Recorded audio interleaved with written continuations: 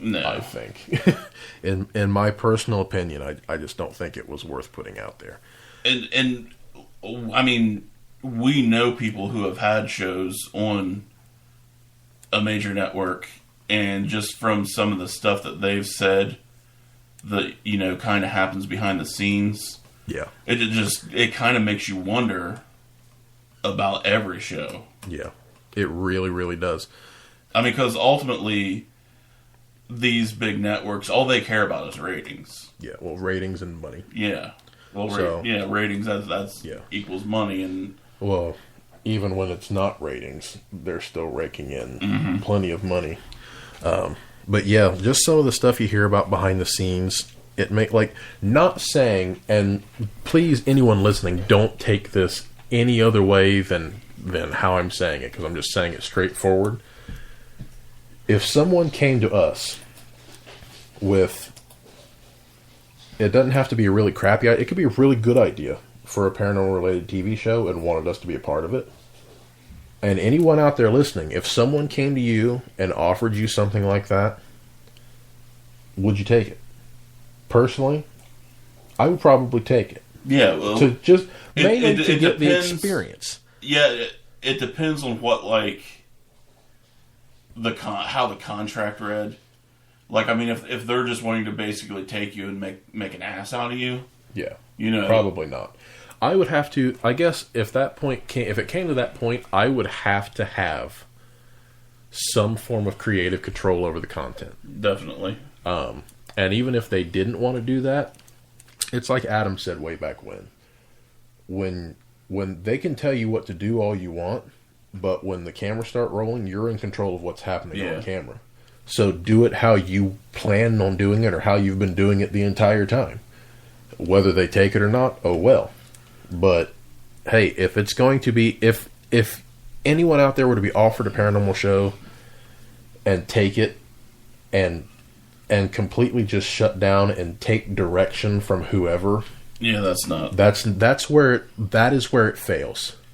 The way I look at it is, hey, you get offered a show, go do it, get to visit some locations, have somebody else foot the bill for it, like a mini vacation. Doesn't work out, I'll go back to making YouTube videos. You're basically going to get paid like your year's salary. Yeah. Basically. That's about it. But, and you know, if you get picked up for a couple of seasons, you'll get paid a little bit more than that. But basically, if paranormal reality TV is going to continue to exist, it's got to be done better. Yeah. It's got to be done better, because they're picking up these people who know the process, who have put in the time and the effort, and then they're stripping everything away from these people and just turning everything into, I won't say garbage, but completely ripping it apart from what it needs to be. And that is where it fails.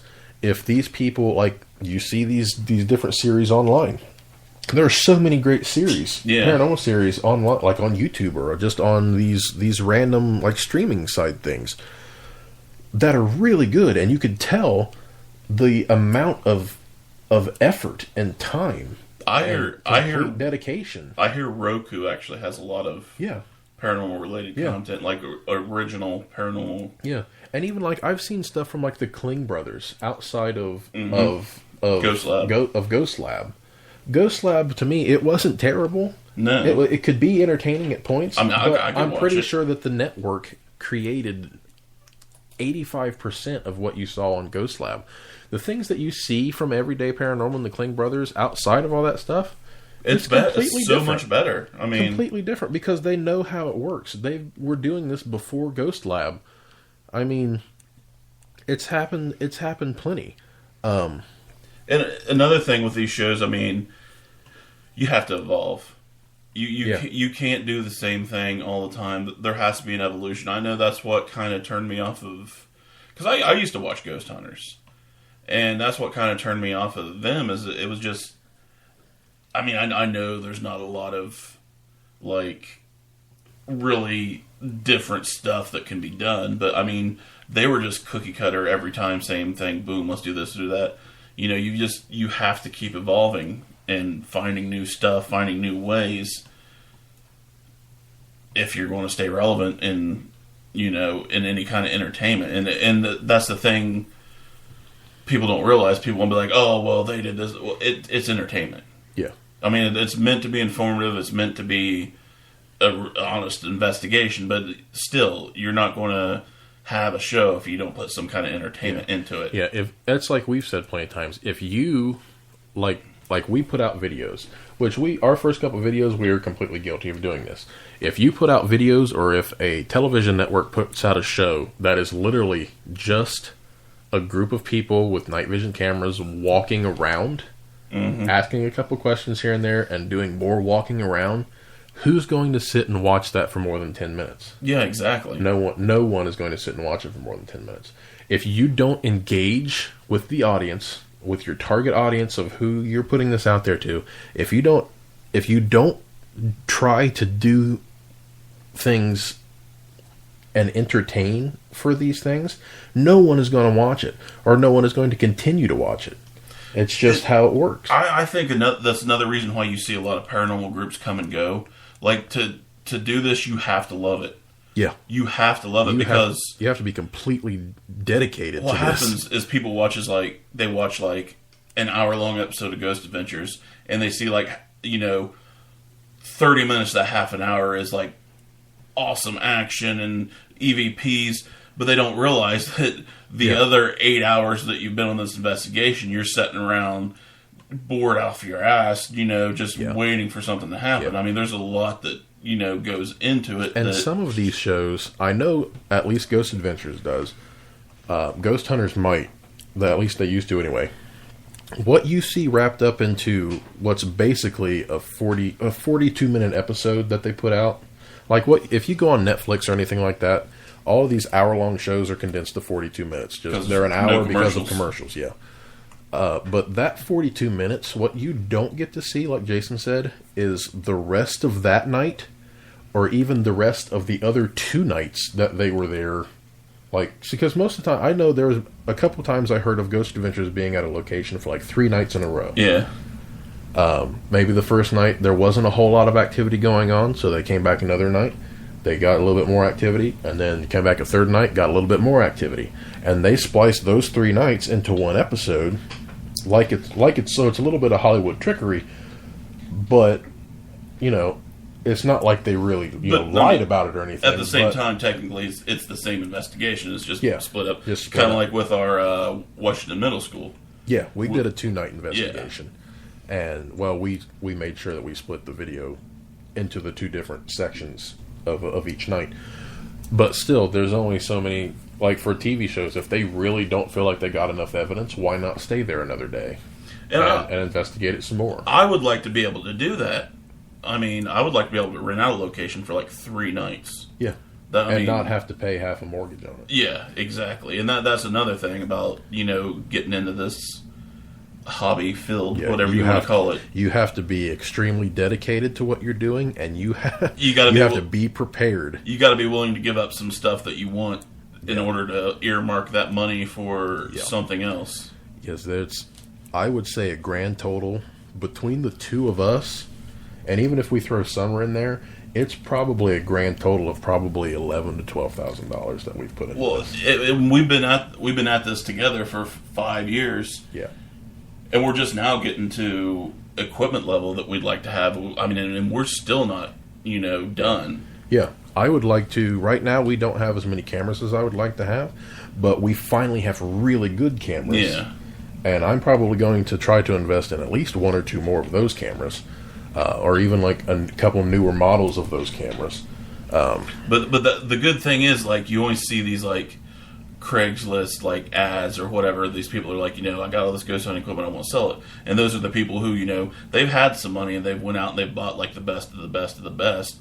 And then they realize, well, I'm just sitting here for 6 hours out of this 7-hour thing, and this is boring. Let's get rid of this stuff. I'm done. Yeah. And that's where people like us clean up. We're like, oh, we'll take it.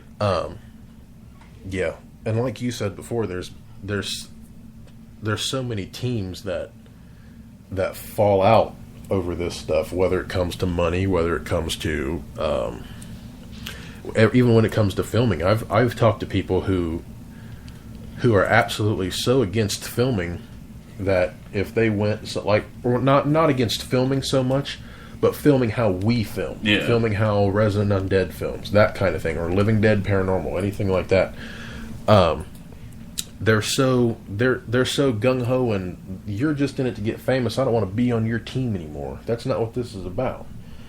You know, if people want to go out and try to get famous, let them try to go out and get famous. Oh well. For the majority of us who are doing this stuff, we're not trying to get famous. Here's my thing. If I can just get a ton of YouTube subscribers and a lot of likes and shares on the videos, to me that's good. Yeah. I've made it. If people are actually watching my video and enjoying it, that's all I need. By the way, if you have a YouTube account, go on YouTube, look up the Time Society, and yes, subscribe to us. There's nothing on there yet, but let's see. The Time Society, Soapy Inc. 2010. I just did one for I believe it was Other Side Studios or Other Side Radio. I think it was Other Side Radio. So I could now the podcast that went to YouTube will now go directly there. Sweet. Instead of filling up the other one. So yeah, there's that. There, where did I go again? Oh, and there's the Squeaky Toys. Yeah. Yeah. By the way, yeah, like we said before, there's a new dog. He's 6 months old, 7 months old, something like that. So you might hear some squeaks or some barking, but I promise again, we are not killing him. But yeah, so many of these teams fall out over stupid things like that, and then some of them fall out over the most petty things that you just can't. A normal group of people who get along, you never have to worry about things like that. Yeah. And then, like I said, there's so many people that are so die-hard against people filming and trying to make their investigations entertaining. Like, what else are you going to do? If you're going to film and put out a video, like I said, that's just you walking around and asking a couple questions here and there, no one is going to pay attention to it. Yeah, believe us, we know. We did it. Yeah. And that's a whole other thing about, the people not getting along and stuff. That's why we've never really subscribed to the whole para-unity as a whole thing. Yes, para-unity does exist between like-minded teams, but as a whole in this field, there will never be total para-unity. Yeah. Well, it doesn't even have to be like-minded teams in the sense of you believe the exact same things as this team does, so there's para-unity. If you can, basically, if you get along with these people, you're friends with these people, you don't have to have the same views, but if you know what's going on and how to work well together, then that's unity in my mind. Like when we filmed with Resident Undead at Loveland Castle. Yeah. That was, we had worked with them one other time before at the Calvin Center when we went to film. And that wasn't even really working, like, on the filming process. Yeah. Loveland Castle, we were heavily involved with the filming process. And if you're not on your game, or you don't understand what's going on, or you can't work well with these people, then it's not going to work. Yeah. And that's where you cut it and go. But when you do have that ability to come together with these people, admittedly, you kind of have to be friends with people in this field. Yeah. In order to really be able to work with them. And even if you are friends with some people, sometimes you just can't work with people on projects. It's like working in a chemistry class and your lab partner sucks. Well, it's also like, it's all about attitude. Like, I know we've been on investigations with other groups where we didn't like what they were doing. I mean, it was absolutely outside of what we do, but we just bit our tongue and grin and bear it, and that's what you have to do. But there's people out there that are assholes, and instead of just grinning and bearing it, they'll try to call you out and try to throw you under the bus and be like, oh, well, they're blah blah blah. And they're the first ones to preach paranormal unity. Yeah, paranormal unity, but yet you can completely dismantle and try to destroy these other people and these other groups. But you want to preach paranormal unity all day long. Yeah. That's just not how it's going to work. For me, yeah, paranormal unity can exist, but it's got to be between people who you can work with and who you can work well with. And that's about it. I mean, we've been through team members. I mean, you got to go. I mean, yeah. That's just... Yeah. Just because, you're invited onto a team doesn't mean you're going to stay there if you're if you don't know how things are going to run